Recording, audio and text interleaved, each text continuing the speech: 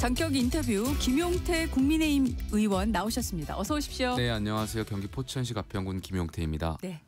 자, 국민의힘에서 민주당에게 대장동 항소포기 국정조사에 대한 최종 입장 어제까지 밝히라고 요구했는데 지금 어제 여야 원내 지도부 회동도 무산됐잖아요. 왜 무산된 건가요? 그러니까 지금 민주당에서는 국정조사에 대해서 여러 가지 상황들이 받기 어려운 거 아닌가에 대한 생각들도 있는데 사실 이 대장동 항소 포기권과 관련해서는 여론조사에서 나와 있지만 많은 국민들이 범죄자를 수익을 비호해 준 걸로밖에 안 되기 때문에 국정조사를 받을 수밖에 없을 것이고요. 아마 여당에서도 많은 정무적인 고려가 필요하겠지만 종국에는 이 국정조사를 안 받을 수가 없을 거다 이런 말씀을 드리고 싶습니다. 네, 그런데 이제 특위 방식 또 대상을 놓고 여러 가지 그 이견이 있는 걸로 알고 있는데 민주당 쪽에서는 계속 나온 게 법사위에서 하자. 그렇습니다. 예. 그러니까 국정조사권을 발동했을 때 말씀하셨던 특정 상임위에서 할 수도 있고요. 아니면 국회의원 전체한테 이제 특위위원을 임명해서 그 안에서 그 새롭게 위원회를 꾸릴 수도 있는데 민주당 같은 경우는 이제 법사위원들한테 한해서 하자는 주장을 지난주부터 계속 해오고 있고요. 저희 국민의힘 같은 경우에는 법사위에만 한정하지 말고 많은 국회의원들이 이 부분에 있어서 참여할 수 있게 위원회를 꾸리자. 그래서 방법론적인 차이가 좀 있는 것 같습니다. 네, 지금 국민의힘에서는 만약 여당과 협의가 이루어지지 않으면 비쟁점 민생법안 포함해서 모든 안건에 대한 무제한 토론, 필리버스터 검토한다 이렇게 보도가 나오고 있는데 필리버스터 할 가능성 크다고 보십니까? 저는 어제 의원총회에 참석해 봤을 때 많은 의원들이 여기에 대해서 필리버스터를 말씀하고 있어서 만약 국정조사가 되지 않을 경우에는 필리버스터가 될 가능성이 매우 높다라고 생각이 들고요.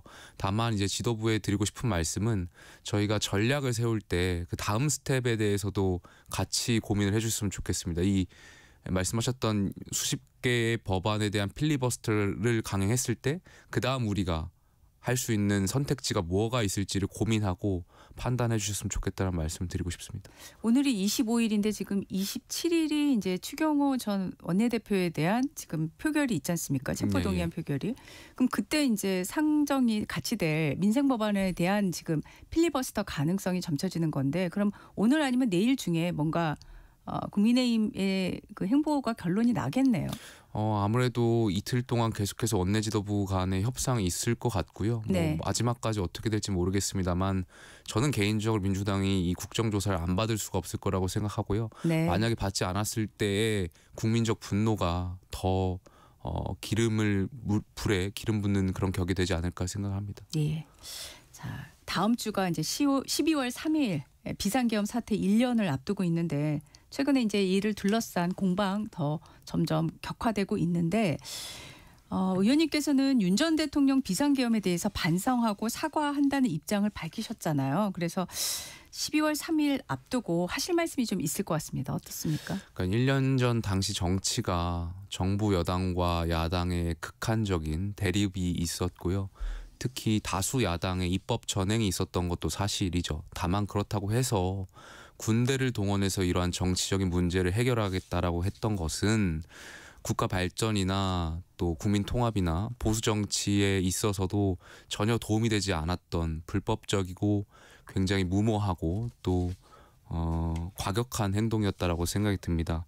지금 국민의힘이 정부 여당과 이러한 것들의 일방주의 정치를 지적을 해도 또 올바른 비판을 해도 그 메시지에 힘이 실리지 않는 이유는 과거 국민의힘이 윤석열 전 대통령의 종속적이었던 모습들이 떠오르기 때문이라고 생각합니다. 정부 여당이 대통령의 잘못을 옹호하는 것이 주권자인 국민들로 봤을 때는 굉장히 화가 나는 일이고 그것이 정권의 성공에 도움이 되지 않았다라는 것이 다시 한번 생각을 하게 되고요. 네. 보수가 윤석열 전 대통령과 김건희 여사에게 이용당했다라는 것 그리고 그러한 극과 극 정치 속에서 결과적으로 윤석열 전 대통령도 휘말렸다라는 것 그래서 어리석은 대통령이었다라는 것이 다시 한번 고민을 하게 되는 것 같고요. 네. 그런데 아직도 국민의힘은 이러한 극한적인 극대 극인 정치에서 벗어나려 하고 있지 않다라는 게 좀 아쉬운 생각입니다. 네. 개딸과 맞서기 위해서 윤 어게인이 필요하다라는 생각을 좀 거꾸로 생각할 필요가 있다라고 생각이 들고요. 예. 보수 정치가 올바른 제자리를 찾아야만 그리고 망국적인 이런 극단적인 정치를 깨부숴야만 많은 국민들께서 이 보수 정치와 또 정치를 기대하고 희망하지 않을까 생각을 합니다. 네. 그 1년 전, 약 1년 전 일로 잠깐 되돌아가면 지금 의원께서는 계엄 당일 밤에 추경호 전 원내대표와 함께 여의도 당사에서 국회 본청으로 들어가서 원내대표실에 머물다가 이후 계엄 해제 표결에 참여를 하셨잖아요. 관련해서 21일에 내란 특검에 참고인 신분으로 출석해 조사를 받으셨는데 그 이후에 SNS에 특검 수사가 이미 결론을 정하고 이루어지는 것은 아니길 바란다라고 쓰셨어요. 이거 어떤 의미일까요? 그러니까 저는 12월 3일에 있었던 위헌적이고 불법적인 계엄에 대해서 반드시 특검을 통해서 수사를 통해서 밝혀내야 된다라고 생각은 합니다만 이것이 그동안 윤 전 대통령과 국민의힘 사이에서 여러 가지 오해와 억측을 좀 불러일으켰던 것 같습니다. 말씀하셨던 것처럼 국민의힘의 특정 의원을 향해서 동조 세력이라고 특검이 혹시 보고 있는 것은 아닌지, 그래서 그러한 결론을 내려놓고 수사가 이루어지는 것은 아닌지에 대한 우려가 있고요. 이번 참고인 조사를 통해서 그러한 오해와 억측을 풀 수 있도록 제가 그날 당시에 기억하고 있었던 내용들을 말씀을 드렸습니다. 그리고 당시 원내대표실에 있다가 본회의장에 계엄 해제 의결을 하러 갔을 때 그 누구도 저를 말리거나 방해했던 사람은 없었고요. 그러한 사실들을 말씀드렸습니다. 네. 자, 지금 국민의힘 지도부가 민생회복 법지수호란 이름으로 국민대회 열고 있는데 사실 이제 여론전이라고 보여지거든요. 부산, 울산에서 시작을 해서 오늘은 이제 구미를 찾고요. 이게 이제 12월 2일까지 또 계속된단 말이죠. 그 기간을 놓고도 결국은 이게 민주당의 내란 청산 공세에 맞선 선제 여론전이다. 뭐 이렇게들 표현을 하시잖아요. 이렇게 보십니까? 그러니까 그리고 여론전이라고 말씀을 드릴 때 잘하고 있다고 생각하십니까? 저희가 이제 야당이고 또 과반이 되지 않는 야당이다 보니까 원내 지도부나 당 지도부에서 선택할 수 있는 선택지가 많이 없기 때문에 특히 지금과 같은 항소 포기와 관련한 상황에서 여론전에 나서야 된다라는 점은 이해가 됩니다. 하지만 조금 전에 제가 말씀드렸던 것처럼 우리 국민의힘이 이재명 정부와 민주당의 일방적인 그러한 정치를 비판하더라도 이러한 메시지에 힘이 실리지 않고 있는 것은 많은 국민들이 과연 국민의힘은 그런 반성했느냐, 그리고 국민의힘은 어떻게 개혁할 것이냐를 되묻고 있다라고 생각이 듭니다. 그래서 저는 지도부가 물론 대여투쟁도 중요하고 항소 포기와 관련해서 많은 국민들한테 알리고 이런 것도 중요하지만 같이 더불어서 우리 국민의힘이 어떻게 개혁할 것인지 혁신적인 방안에 대해서 같이 내놔야 국민들께서 그래 국민의힘이 말하는 것도 맞지, 대한정당으로서 민주당이 잘 못하는 것에 대해서 국민의힘의 목소리에 더 귀 기울여 주시고 할 것이라 생각이 들고요. 이 후자의 과정 없이 전자 대여투쟁에만 몰두한다면 많은 국민들, 특히 중도층에 있는 국민들이 귀 기울여주지 않을 것이다라는 점을 지도부가 같이 고민해 주셨으면 좋겠다는 말씀을 드리고 싶고요. 네. 두 번째로는 그 대표, 원내대표라고 함은 저희 당의 지도자십니다. 이 지도자의 언행이 저는 보다 더 신중하고 무거울 필요가 있다라고 생각이 됩니다. 무슨 말씀이냐면 이제 저희가 최근에 여러 여론전에서 많은 말씀들을 드렸어요.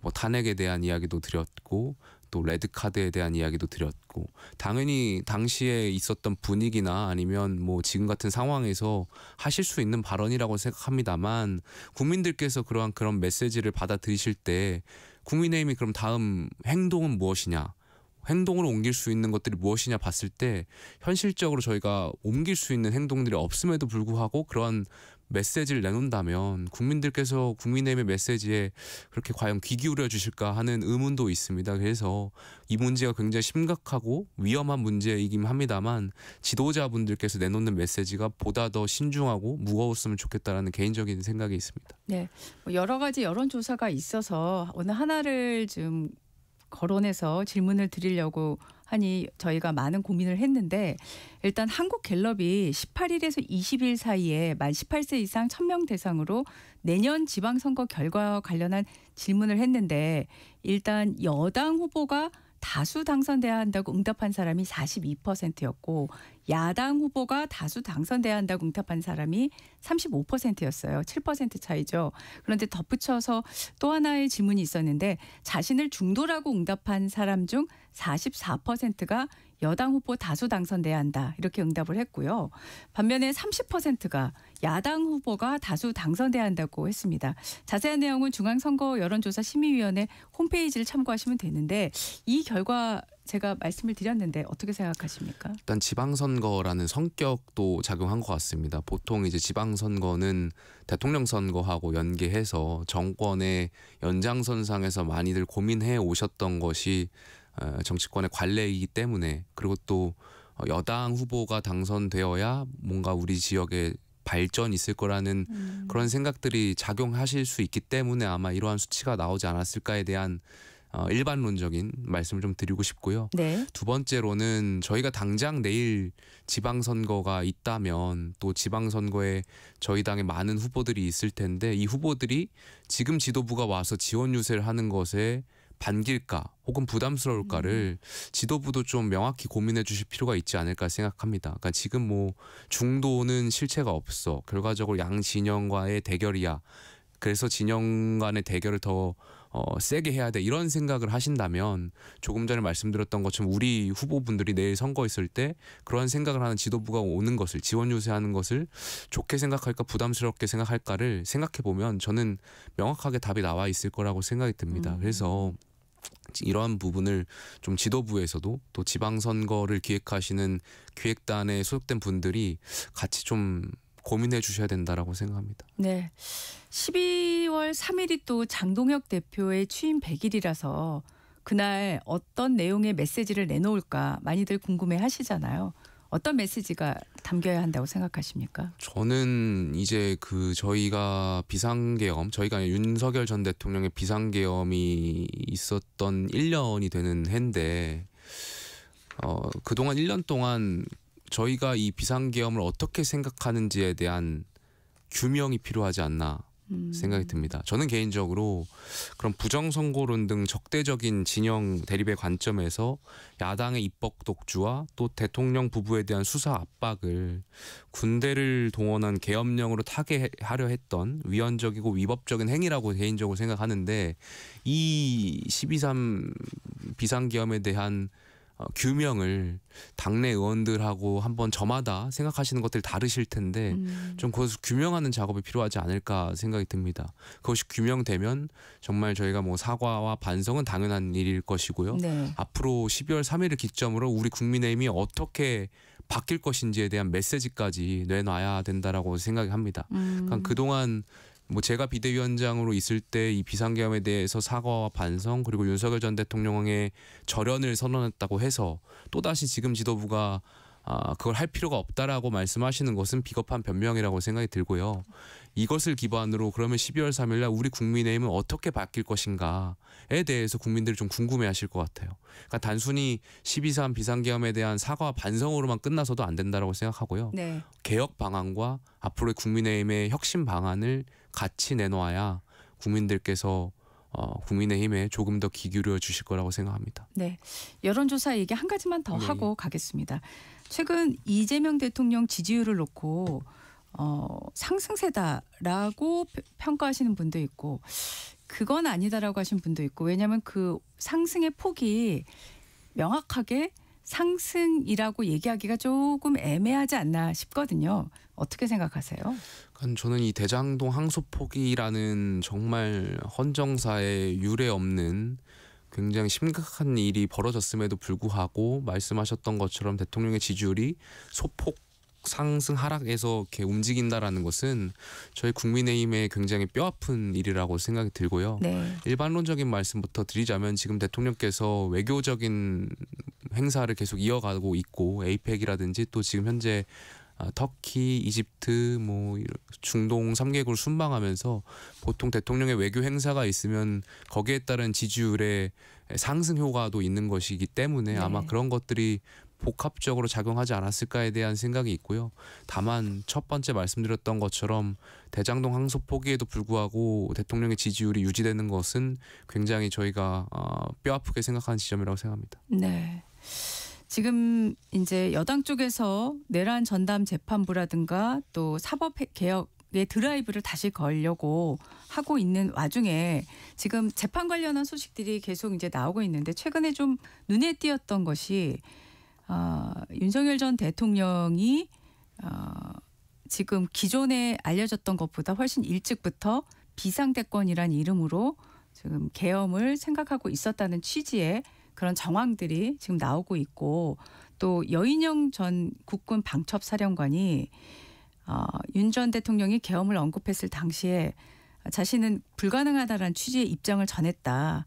그러면서 이제 설명 과정에서 뭐 무릎까지 꿇었다. 뭐 이런 언급을 한 걸로 보도가 됐는데, 이런 재판 내용을 보시면서 어떻게 생각이 드셨습니까? 그러니까 정치의 문제를 정치로 풀어야 했었는데 그렇지 않고 다른 수단을 고민했었더라면 정말 아쉽다, 이런 말씀 매우 드리고 싶고요. 저희가 윤석열 전 대통령이 처음에 대통령 되셨을 때 많은 국민들이 기대했던 것은 국회의원 경험이 없었고, 그럼에도 불구하고 이제 정치 초보임에도 불구하고 그렇기 때문에 우리가 진보 정권이든 보수 정권이든 하지 못했던 개혁 과제들을 잘 추진해 줄 거라는 믿음이 있었습니다. 근데 그러한 믿음을, 국민적인 믿음을 전혀 반대 방향으로 고민하셨다라는 점에서 굉장히 큰 유감이고요. 지금 뭐 재판이 계속 진행 중인데 이 재판을 통해서 이 사실관계가 제대로 규명되기를 기대하고 있습니다. 네. 12.3 비상계엄과 관련해서 지금 공직자들의 가담 여부, 불법 행위 여부를 조사하는 TF가 지금 활동에 들어가지 않습니까? 이 공무원의 휴대폰 조사라든가 이런 부분까지 이제 거론이 되면서 비판도 있는데, 이 TF에 대해서는 어떻게 생각하십니까? 그거는 많은 국민들께서 좀 두려움을 느끼실 것 같아요. 그러니까 공무원분들의 그러한 휴대전화를 들여다보고 개인정보를 들여다본다라는 것 자체가 거기에서 오는 공포감이 이루 말로 표현할 수 없을 거라고 생각이 들고요.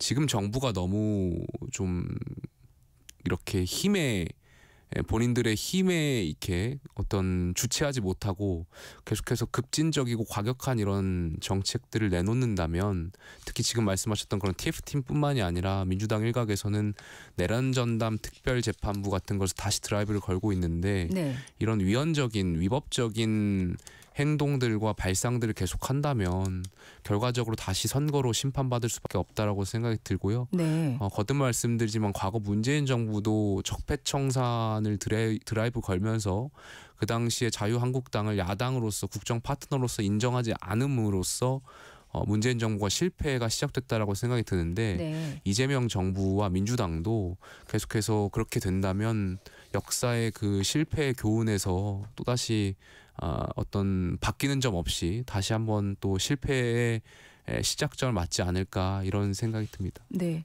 지금 내란 전담 재판부 설치 얘기를 해주셨고, 또 사법개혁도 지금 민주당에서는 속도를 낼 걸로 보이는데, 이제 순방이 곧 마치지 않습니까, 일정이? 그럼 그때부터 이제 또 상당한 속도로 이제 전개되지 않을까 하는 예상들을 하고 있습니다. 근데 지금 보면 내란 사범에 대한 사면권 제한 조치까지도 지금 거론이 되고 있는데, 저 사법부 개혁안은 또 오늘 또 나오긴 하겠지만요, 민주당 안이. 이 부분에 대해서 어떻게 생각하십니까? 저는 뭐 위헌적인 생각이라고 들고요. 네. 물론 내란 혐의가 어떻게 될지를 우리가 지켜봐야 되고, 내란일지 아닐지도 아직 잘 모르는 상황에서 뭔가 예단하고 그렇게 위헌적인 생각을 한다는 것 자체가 민주당과 이재명 정부가 계속 정쟁화를 유발하는 거라고 생각이 들고요. 이재명 대통령께서 취임식 날 국회에서 취임 선서를 하실 때 제가 그 자리에 있었는데, 모두를 위한 대통령이 되겠다라고 약속하신 바가 있습니다. 네네. 대통령의 의미를 담아서 지금 하고 계신 일들이 과연 국민 통합에 맞는 일인가, 이런 생각을 다시 한번 하셔야 된다라고 생각이 들고요. 이재명 대통령이라든지 정청래 대표가 본인들을 지지하는 국민들만 국민으로 생각하는 거 아닌가. 그런 착각에서 벗어나셔야 된다고 생각이 듭니다. 과거에 윤석열 정부, 문재인 정부 모두 지지층만을 위한 정치를 해오다가 네네. 정부가 실패했거든요. 네. 이재명 정부가 그런 누를 범하지 않기를 바라고 있습니다. 저는 근데 조금 전에 이제 대통령께서 해외 순방에서 이제 돌아오시면 여러 가지 일들이 있을 수 있다라고 이제 말씀하셨는데, 저는 근데 그 최근에 정청래 대표를 보면 네. 이런 생각이 좀 들어요. 그 호랑이 없는 굴에 여우가 왕노릇하는 거 아닌가 이런 생각이 드는 게 이재명 대통령이 해외만 나가면은 민주당에서 이 권력 암투들이 계속 있는 거 아닌가 생각이 들어요. 과거에 그 이재명 대통령 뉴욕에 유엔 총회 연설 갔을 때 그 대통령 유엔 총회 연설 갔는데 민주당에서 대법원장 흔들기로 모든 언론의 이슈를 가져갔는데 이번에도 대통령 그 이집트라든지 이런 중동 3개국 방문하고 있는데 민주당 내에서는 그 본인들의 당권을 강화하기 위한 그런 1인 1투표제 이런 것을 이야기하고 싸우고 있는 모습이 이 민주당이 집권 여당으로서 굉장히 한가하구나 이런 생각이 좀 들었습니다. 지금 국민들 굉장히 어렵고 네. 국제 정세도 굉장히 첨예하게 대립하고 있는데 여당 지도부라고 하는 분들은 지금 권력 암투나 벌이고 있구나 이런 생각이 굉장히 국민들이 아쉬워할 거라고 생각이 들었습니다. 네, 제가 얼마 전에 이제 보도가 나온 부분을 하나 질문을 하고 싶은데요. 지금 민주당의 당원 1인 1투표제 언급을 하셨는데 지금 국민의힘에서도 지방선거 총괄기획단에서 지방선거 경선을 할 때 당심 반영 비율을 기존의 50%에서 70%로 확대하기로 이제 지금 논의가 되기 시작한 걸로 알고 있습니다. 이 안에 대해서는 어떻게 생각하고 계십니까? 제가 초반에 라디오 출연하면서 이 계엄을 설명하면서 극단적인 대립에 휘말렸다라고 말씀을 드린 바가 있습니다. 양 당이 국민의힘과 민주당이 아직도 이 극단적인 정치, 지지층만을 위한 정치로 기결되는 거 아닌가 생각이 듭니다. 민주당이 그런 1인 1투표제 약간 폐쇄적인 그런 이야기를 나눌 때일수록 국민의힘은 유권자 지향 정당으로 바뀌어야 된다고 생각합니다. 네. 국민들한테 열려 있고요. 국민들의 상식과 보편적인 생각에 부합하는 정당으로 나아가기 위해서 지지층을 보는 정치가 아니라 열린 정당으로 나아가야 하는데 민주당이 폐쇄적인 정당으로 간다고 해서 국민의힘 또다시 같이 폐쇄적인 정당으로 기결되는 모습은 국민들로 하여금 정치 혐오만 부추길 거라고 생각이 들고요. 네. 양당이 똑같은 거 아니겠습니까? 결과적으로 지지층들만을 위한 정치로 하겠다. 정당이라는 것은 저는 국민이 주인이라고 생각합니다. 국민한테 열려 있고 국민의 보편적 생각과 상식에 부합할 때 수권 정당으로 나아갈 수 있을 거라고 생각이 듭니다. 그럼 기존 50% 비율을 유지하는 게 낫다라고 보시는 건가요? 저는 100%로 가야 된다고 생각합니다. 100%라는 예. 거는 일반 국민 여론조사를 100%로 해야 된다라고 그렇습니다. 생각하시는 제 건가요? 개인적인 생각 그렇습니다. 네. 지금 지방선거인데도요? 그렇습니다. 앞으로 공직선거는 국민의힘은 국민들한테 열려 있어야 된다라고 생각합니다. 유권자 중심 정당으로 가는 것이 말씀하셨던 것처럼 공직 후보자를 결정하는 것이 국민들한테 소구할 수 있는 후보를 내는 것이 굉장히 중요하고 그것은 국민 상식에 부합하는 후보로 내는 걸로 기결될 수 있을 텐데요. 저는 국민의힘이 대선에서 패배하고 국회의원 의석수도 과반이 안 되는 소수당으로서 믿을 건 국민뿐이라고 생각합니다. 국민과 함께 국민의 선택을 받은 후보를 내는 것이 저는 그것이 지금의 시대 정신이라고 생각합니다. 네. 대장동 사건 항소 포기를 놓고 사실 이번에 토론이라는 게 지금 붙었다고 얘기해야 될까요? 처음에는 이제 한동훈 전 대표가 쏘아 올렸다라고 표현을 하겠습니다. 이게 토론이 이게 이제 조국 대표, 장동혁 대표 지금 최근에 두 분이 토론을 하는 걸로 서로 직접 만나서 얘기하신 건 아니고 전부 다 SNS상으로 일단 하기로 했다고 돼 있는데요. 이 상황은 어떻게 보세요? 물론 한동훈 전 대표께서 이 대장동 항소 포기가 있고 나서 이슈를 파이팅하는데 굉장히 많은 역할을 하셨다라고 생각이 듭니다. 개인 네. SNS를 통해서 많은 국민들한테 주목받을 수 있도록 또 노력하신 점도 이해가 되고요. 다만 이제 토론관이 성사된다면 제가 봤을 때는 이제 현 대표, 현 지도부 간의 그런 토론이 될 것 같은데 네. 이러한 점은 이해를 해야 되는 부분이 있지 않을까 생각합니다. 당연히 현 지도부 대 지도부와의 토론이 이어진다면 현직 당대표라든지 현직 지도부와의 어떤 토론이 있을 거기 때문에 이것이 한 전 대표를 패싱하거나 무시하거나 하는 점이 아니라는 것은 아마 한동훈 전 대표도 이해할 수 있지 않을까 생각이 듭니다. 정청래 대표에 대한 토론 제안도 나오고 있던데요. 이건 어떻게 생각하세요? 아마 민주당이 여기에 대해서는 피하지 않을까 생각이 듭니다. 제가 민주당 의원들하고 사석이든 공식적인 자리에서 이야기하든 이 대장동 항소 포기에 대해서 일관되게 민주당 의원들이 말씀하시는 것은 검찰이 알아서 판단했다. 검사들이 알아서 판단에 따라 기결되더라고요. 네. 그렇기 때문에 민주당은 이 대장동 항소 포기 이슈에서 피하고 싶은 주제이기 때문에 본인들이 불리하다라고 생각하는 것을 민주당 의원들도 인지하고 있기 때문에 정청래 대표하고의 토론이 성사되기는 어렵지 않을까 싶기도 하고요. 네네. 또 정청래 대표 같은 경우 지금 이재명 대통령하고 몇몇 언론에서 보면 사실상 이제 이렇게 갈등적인 측면으로 부각하는 언론들도 있는데 그런 상황에서 이 대장동 항소 포기를 보호하기 위한 토론에 나서지는 않을 거라고 개인적으로 추측해 봅니다. 네. 지금 대장동 항소 포기 이후에 검찰에 대한 징계 얘기가 나왔다가 지금은 좀 잠잠해진 것 같아요. 보도에 따르면은 징계를 하지 않는 방향으로 검토되고 있다. 이제 이런 보도가 나오고 있고요. 그런데 지금 이 대장동 항소 포기와 관련돼서 가장 이제 이슈가 되고 있는 게 그 이른바 몰수, 그러니까 추징 몰수의 대상이 된 금액을 놓고 7,800억, 1,120억, 뭐 2,000억 가운데 뭐 이런 얘기가 계속 나오고 있고 당에서는 지금 대장동 이익 환수법 특별법으로 지금 당론 채택을 할 거로 보도가 됐는데요. 의원님 생각에는 이 법이 발의가 돼야 된다고 생각하십니까? 법이 발의가 돼야 된다라고 생각하고 있고요. 저는 뭐 7,400억이냐 2,000억이냐를 논하는 것은 중요하지 않은 문제라고 생각합니다. 네. 지금 많은 국민들이 특히 청년분들이 평생 일해도 집을 살 수 있을까 말까한 세상인데 그 대장동 일가가 벌인 범죄 수익을 보고 봤을 때는 정말 저는 화가 나요. 많은 국민들이 특히 청년층들이 네. 그 대장동 범죄 수익을 그대로 가져간다라는 것을 봤을 때 굉장히 피가 거꾸로 쏟을 것 같아요.